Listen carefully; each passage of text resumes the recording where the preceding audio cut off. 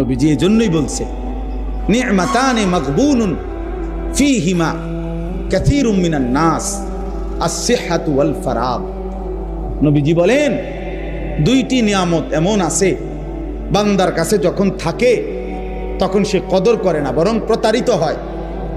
আছে মনে করে তার ভাবনা যে আর কোনোদিন শেষ হবে না। একটা হলো আস-সিহহাতু সুস্থতা, আরেকটা হলো ওয়াল ফারাগ অবসর। সুস্থতা থাকতে সে কদর করে না, অবসর থাকতে সে সময়ের কদর করে। সে মনে করে এই রঙেই জীবন, এই রং তামাশা ফুটতে।